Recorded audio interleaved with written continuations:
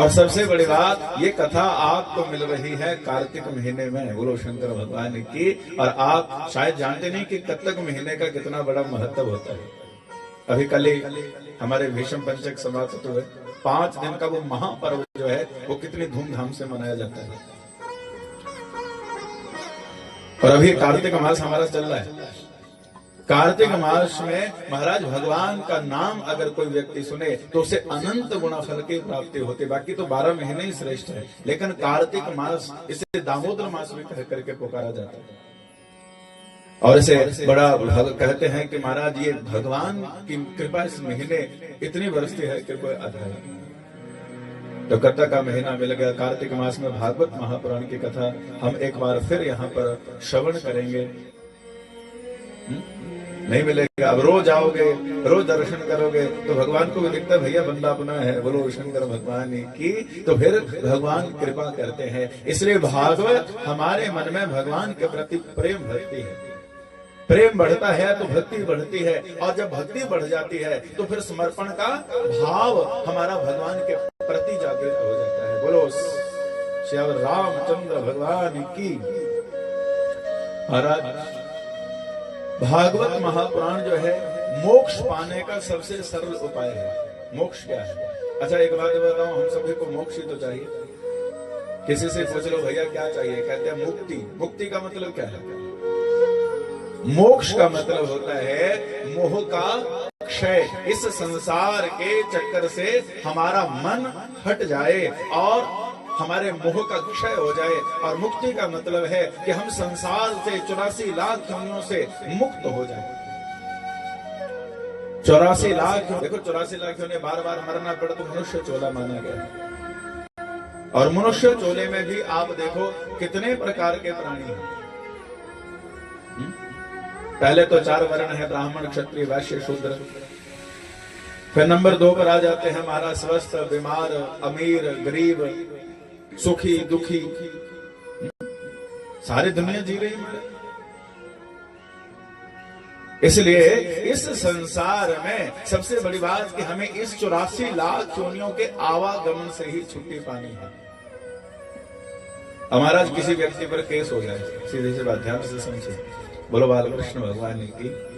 और वो रोज उसकी पेशी पढ़ रही है, उसको खतरा है कि मुझे जेल भी हो सकती है, तो वो रोज कोर्ट कचहरी के चक्कर में जा रहा है। तो वो वकील से हर बार क्या बोलता है, महाराज छुड़ाइए इस चक्कर से, मैं दोबारा कोर्ट के चक्कर में फंसना नहीं चाहता। बीमार हो जाए, बार बार हॉस्पिटल में डॉक्टरों के चक्कर लगाने पड़े, तो फिर हम डॉक्टर से क्या बोलते हैं, महाराज कुछ ऐसा करिए कि हम बार बार इस हॉस्पिटल के चक्कर से छूट जाए। तो वैसे भैया ये संसार भी समझ लो दुखों का घर है। और यही प्रार्थना करो कि हे प्रभु हमें इस संसार के चक्कर से छुड़ाइए, हम नहीं फंसना चाहते इसमें। और इसी चक्कर से छूटने के लिए हम लोग भजन करते हैं, कथाएं सुनते हैं, भगवान के प्रति अनुष्ठान करते हैं। इसलिए ताकि हमारा संसार सागर से ऐसा उद्धार हो जाए कि दोबारा आना ही न पड़े इस चक्कर में। और इसे छुड़ाने वाला पता कौन है? भागवत महापुराण। मोक्ष पाने का सबसे सरल, सबसे सहज उपाय है भागवत महापुराण। भागवत महापुराण यह संदेश देता है कि धर्म और अधर्म के संघर्ष में सदा सत्य, प्रेम और सदाचार की विजय होती है। यह समाज में नैतिकता, सद्भाव और सेवा भावना को बढ़ाता है। भागवत क्या करता है? नैतिकता को बढ़ाता है, सद्भाव और सबसे बड़ी सेवा की भावना हमारी बढ़ती है। तो देखो ये सामूहिक जैसे कथा होती है और सेवा भाव, सारा काम करना खुद ही तो करना। लोग खाना खाने के लिए बैठे हैं महाराज, और एक कहे भैया पानी, और देखा पानी पिलाने वाला तो कोई है नहीं, एक बंदा उठेगा फटाफट सबको पानी पिलाने लगेगा। एक देखेगा भैया खिलाना ज्यादा पड़ा हुआ है, वो झाड़ू उठा करके झाड़ू लगाने लगेगा। यहाँ पर व्यक्ति ये नहीं देखता कि मेरी पोजीशन क्या है, वहां पर आकर के भाव आता है कि हमें भी सेवा करनी है। और ये सेवा और समर्पण के भाव को बढ़ाने का सबसे बढ़िया साधन है भागवत महापुराण। अब देखो 3 ही चीजें भगवान को हम पा सकते हैं, सत्संग, सुमिरन और सेवा। और यहाँ पर हमें सत्संग भी मिलेगा, सुमिरन करने का मौका भी मिलेगा, और तीसरा सेवा करने का मौका मिलेगा। और सेवा 3 प्रकार से है, तन से, मन से और धन से। इसलिए हमने बड़े श्रद्धा और बड़े भाव से इस भगवान के नाम को श्रवण करना है। मोक्ष का साधन है भागवत महापुराण। भागवत श्रवण, कीर्तन और मनन मनुष्य को जन्म मृत्यु के भय से मुक्त कर देता है, ईश्वर के अनंत शरण में ले जाता है। भागवत श्रवण मात्र से ही मनुष्य के पाप नष्ट होकर के मोक्ष के द्वार खुल जाते हैं, मृत्यु के भय से मुक्त कर देता है। देखो, मैं आपको जैसे एक बात कहूं, हम संसार में सारी चिंताओं से मुक्त हो सकते हैं। जैसे पढ़ाई की सबसे पहले चिंता होती है, पढ़ाई पूरी हो जाए तो पढ़ने की चिंता खत्म। नौकरी की चिंता होती है, नौकरी मिल जाए, काम करने लग जाए तो पैसा कमाने की चिंता खत्म। मकान बनाने की चिंता है, घर बना लिया तो मकान की चिंता खत्म। बच्चे पढ़ाने की चिंता है, बच्चे पढ़ गए तो चिंता खत्म। लेकिन क्या मरने की चिंता से हम कभी मुक्त हो सकते हैं? वो टेंशन तो हमारे 24 घंटे दिमाग में चली हुई है। थोड़ा भी बुखार आ जाए, 3-4 दिन ना टूटे तो उसके बाद हाय कहीं मर ना जाऊं, बोलो भाग्य वेरी लाल की। और कहीं 1 महीना भर बीमार कोई पड़ जाए तो महाराज सोचा यही सोचेगा, हे कहीं मर ना जाऊं, मैं मर गया तो मेरे टब्बर का क्या होगा, मेरे परिवार को रोटी कौन देगा, ये ऐसा कैसे होगा। पर हम सब एक बात जानते हैं कि न किसी के जाने से संसार रुका है और न किसी के आने से संसार चला। ये गाड़ी तो निरंतर चली जा रही है। और ये बात हमें भगवान की कथा सुन सुन करके समझ आती है। हमारे मन में ये बात आती है कि महाराज हमें मृत्यु के भय से डरना नहीं है, क्योंकि मृत्यु तो अटल सत्य है, वो तो आकर के रहेगी। मरना सबने मारा, शरीर मैंने भी छोड़ना है, शरीर आपने भी छोड़ना है, और सबसे बड़ी बात कि कब छोड़ना है ये भी नहीं पता। लेकिन कब बुलावा आ जाए उस भगवान का कोई पता नहीं। और इस मृत्यु के भय को मिटाने वाली एक श्रीमद् भागवत महापुराण की कथा है। राजा परीक्षित ने सुखदेव जी के मुख से 7 दिनों तक इस कथा को सुना, और 7 दिन की कथा में उन्होंने यही समझने की कोशिश की कि मनुष्य का जीवन जो है वो क्षण भंगुर है। क्षण भंगुर मतलब पानी का बुलबुला। अब थोड़ी देर पहले यहाँ पर गंगा बही, लेकिन अब खत्म। थोड़ी सी बदबू भी आई, लेकिन अब थोड़ी ना, गुरु शंकर भगवान की। मतलब ये समझ लो क्षण भंगुर है, 2 मिनट के लिए है, उसके बाद खत्म। पानी का बुलबुला होता है ना, और उसके बाद वो पानी का बुलबुला कब घुट जाए। पतासा देखा, पतासा कितना सख्त होता है, मुंह में डालो और घुल गया। वैसे हमारा तुम्हारा जीवन है। इसलिए ईश्वर का स्मरण ही सर्वोच्च कर्तव्य है। यह ग्रंथ भारतीय संस्कृति, अध्यात्म, दर्शन और धर्म के सबसे शुद्ध स्वरूप का परिचय करवाता है। समाज में प्रेम, करुणा, दया और सेवा और भाईचारा की भावना को प्रबल करता है ये भागवत महापुराण, जो मनुष्य को भगवान की भक्ति से जोड़ती है। ऐसी ये दिव्य भगवान की कथा है। नर से नारायण बनाने का सबसे बढ़िया साधन है। महर्षि वेदव्यासी की रचना है ये भागवत महापुराण। महर्षि वेदव्यासी जिन्होंने 4 वेद, 6 शास्त्र और 18 पुराणों की रचना करी। भागवत महापुराण लिखने के उपरांत महर्षि वेदव्यासी का मन इतना संतुष्ट हुआ कि उनको लगा ही नहीं कि हमें अब जीवन में कुछ करना चाहिए। क्यों? क्योंकि भागवत लिखने के बाद उनका मन संतुष्ट हो गया।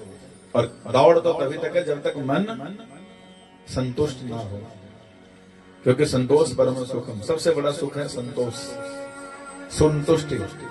और जीवन में संतुष्टि आ गई तो समझ लो कि भगवान की कृपा हो गई, और नहीं आई तो करोड़ों रुपए होने के बाद भी, अरबों रुपए होने के बाद भी हम लोग गरीब हैं।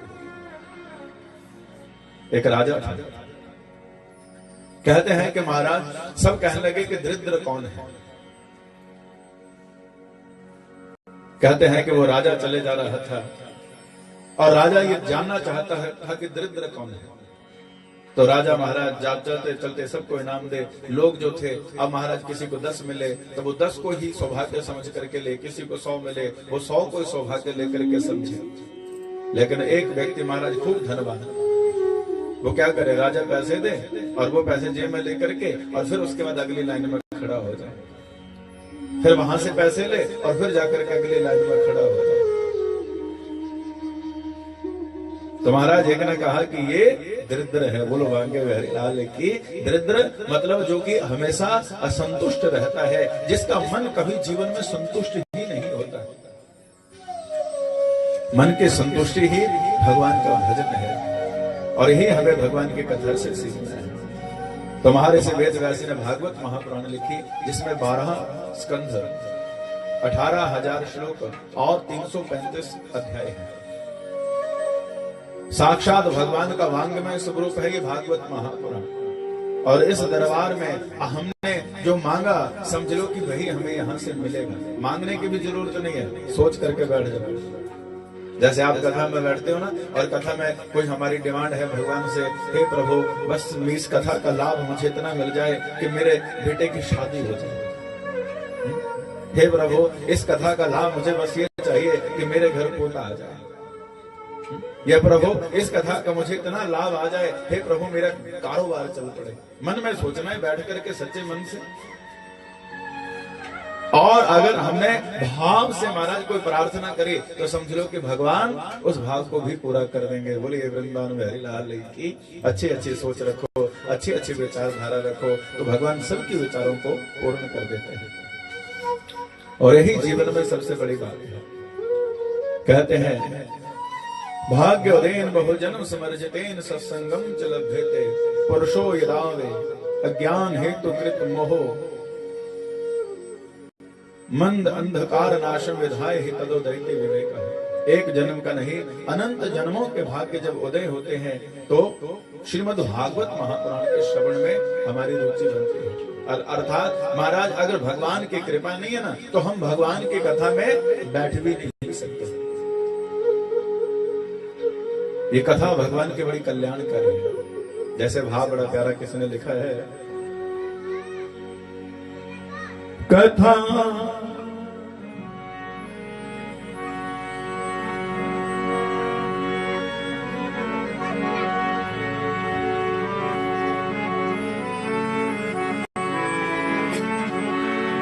कथा मेरे कृष्ण की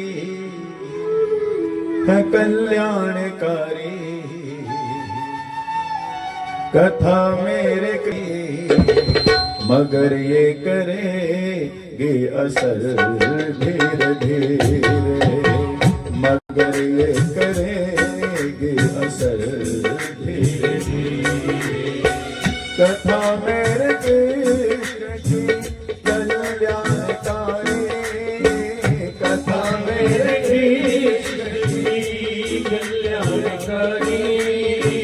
कथा मेरे कृष्ण की है कल्याणकारी, कथा मेरे कृष्ण की है कल्याणकारी, मगर ये करेगी असर धीरे धीरे, मगर ये करेगी असर धीरे धीरे। मोह माया जो फैला है भीतर, मोह माया अंधकार जो फैला है भीतर, उतारेगी सारा जहर धीरे धीरे, उतारेगी सारा जहर धीरे धीरे। कथा कृष्ण की है कल्याणकारी, कथा कृष्ण की है कल्याणकारी, मगर ये करेगी असर धीरे धीरे, मगर ये करेगी असर धीरे धीरे। अब जीवन में कोई कष्ट आए, जैसे दर्द हो रही है तो दर्द देखो थोड़ी ना रही दिखती है। मुझे दर्द हो रही है, दूसरा बोले कहाँ हो रही है, दिखाओ जरा, मुझे तो नहीं दिख रही, दर्द दिखती है लेकिन महसूस होती है। तो उसी तरह से भगवान दिखते नहीं है, भगवान महसूस होते हैं। हमें दिखते हैं पता कब, जब बाल बच जाओ, फिर कहते हैं वो तेरी भगवान ने बचा लिया। कहीं फंस गए, महाराज एकदम से चले जा रहे थे, पीछे फुल स्पीड में गाड़ी आ रही है, इतने में एक व्यक्ति ने खींचा और गाड़ी निकल गई। फिर हम कहेंगे भाई आप तो हमारे लिए साक्षात भगवान हो। और ऐसे ही भगवान हमें महसूस होते हैं, ऐसे किसी न किसी के अंदर आकर के भगवान हमारे ऊपर कृपा कर जाते हैं। ये भगवान चित्त रूप में हमारे अंदर विराजमान है। और तीसरा भगवान का रूप है आनंद। आनंद, जब मन बिल्कुल प्रसन्न हो जाता है और ऐसा भाव मन में आ जाता है कि जो जीवन में हमारे कभी खत्म ही ना हो। अब देखो अभी तक हम यहां तक पहुंच गए, जैसे मान लो मैं 45 साल का होगा तो मेरे जीवन में कितनी घटनाएं हुई होंगी, लेकिन कुछ ऐसे घटनाएं जो आज भी दिमाग में हैं। जैसे 2003 में मैं अमरनाथ गया था दर्शन करने, उसके बाद नहीं जा पाया। 2003 से लेकर के अब तक समय आ गया, कितना 22 साल हो गए ना, बोलो बाकी भरी हाल की। लेकिन अभी भी वो उस दर्शन करने का आनंद मेरे दिमाग में है। 22 साल बाद भी वो आनंद जो है वो मन में है। जब बात आती है ना अमरनाथ की, तो वही सारी मतलब दिमाग में एक एक क्षण जो हमने वहां पर व्यतीत किया वो है। उसके आगे पीछे हमने बहुत क्या कुछ किया होगा, बढ़िया बढ़िया भी खाया होगा, हा? लेकिन वो चीजें याद नहीं है। हम मढ़ी में हिर्ष गए और हमने वहां पर जाकर के हमारा, चाहे हम कितने साल पहले गए, लेकिन आज भी वो हमारे मन में भाव है, वो आनंद, उस समय को याद करके मन कितना प्रसन्न हो जाता है।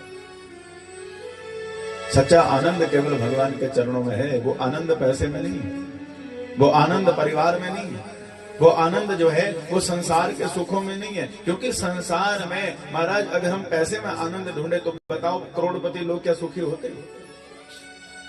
एक महाराज जी सुना रहे थे महाराज कि उनकी कथा चल रही थी, तो बहुत बड़ा पंडाल, तो कुछ लोग उनके पास आए, बड़े वीआईपी लोग थे। तो जो कमेटी थी उन्होंने कहा महाराज हमारे इलाके के कुछ पहुंचे हुए लोग हैं, 2-3 आदमी आपसे मिलना चाहते हैं। उन्होंने कहा कि भेज दो कमरे में। तो एक व्यक्ति कहने लगा महाराज इनका साल का टर्नओवर है 11,000 करोड़, एक साल की जो इनकी इनकम है वो 11,000 करोड़ है। और दूसरे का बताया महाराज इनके 800 करोड़ है एक साल की इनकम। और एक आया उसकी बताई महाराज इसकी लगभग 100-200 करोड़ उसकी भी थी। अब महाराज जैसे वो बंद कमरे में बोला कि आपसे अकेले मिलना चाहते हैं, तो तीनों बंदे बारी बारी मिलने गए। और एक बंदा क्या बोले, बाबा बड़ी परेशानी है जीवन में, कुछ नहीं समझ आ रहा क्या करे। फिर दूसरा आया वो भी रोने लगा, तीसरा आया वो भी रोने लगा। ये करोड़ोंपति लोगों की बातें महाराज, अरबों खरबोंपति वो भी परेशान है। और एक संत फकीर फक्कड़ महाराज, पाँव में जूता नहीं, शरीर पे अगर चोला पहना है तो वो भी फटा पुराना, और महाराज चेहरे पर उसके तेज देखो ऐसे लगता है जैसे कोई शहंशाह चले जा रहा है। और यही सबसे बड़ी जीवन में बात होती है कि महाराज संसार में व्यक्ति धन से सुख नहीं पा सकता है, धन से सुखी, धन केवल हमारे जीवन में सुख दे देता है। लेकिन हम सोचे कि पैसे से सुखी हो जाए, तो पैसे से सुखी नहीं हो सकते। कई लोग ऐसे ऐसे महाराज लाखों रुपए उनके पास है, लेकिन फिर भी चेहरे परेशान, उदास, क्यों? क्योंकि पैसे से सुख नहीं मिल सकता है। हाँ, पैसा हमारे जीवन को थोड़ा आसान जरूर बना देता है।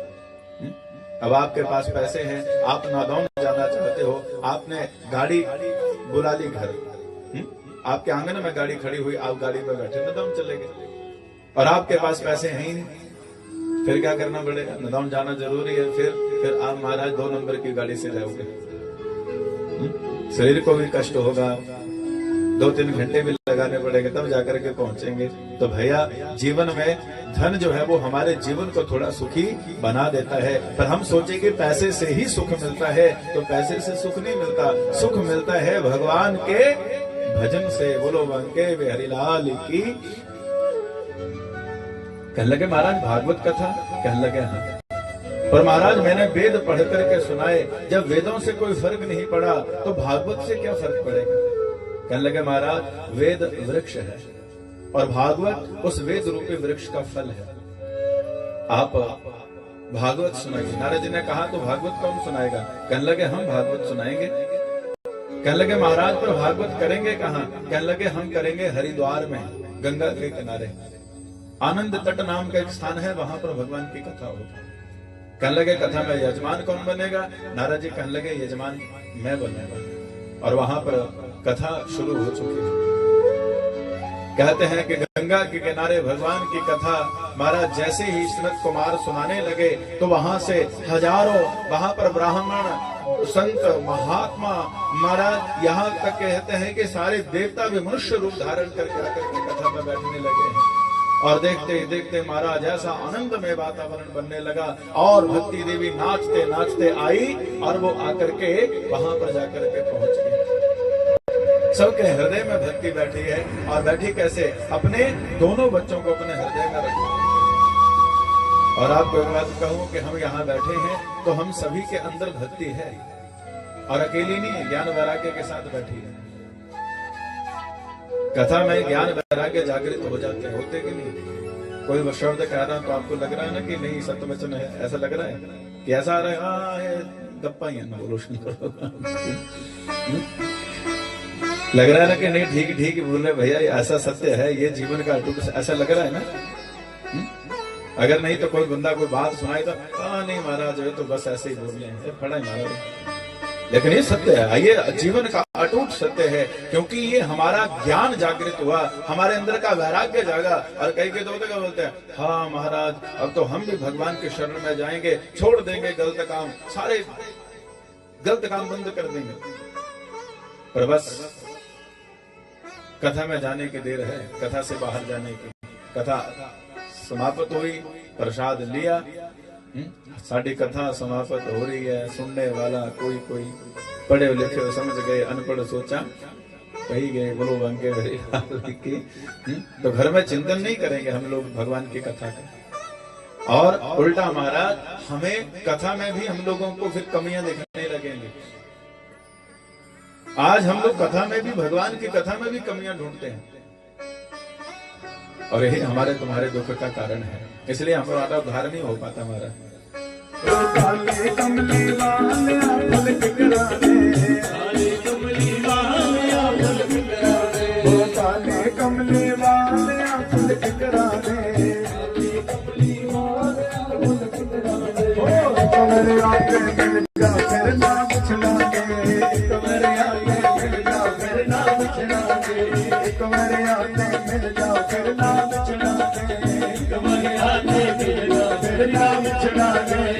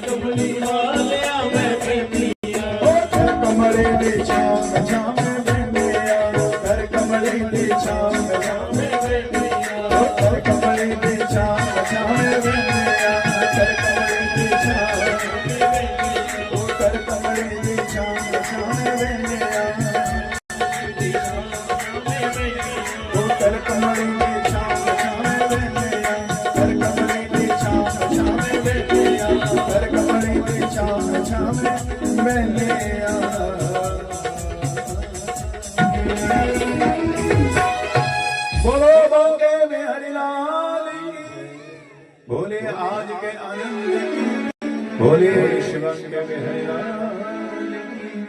कथा विसर्जित होते हैं, जाए वीर हनुमान राम लखन संग जान की आप करो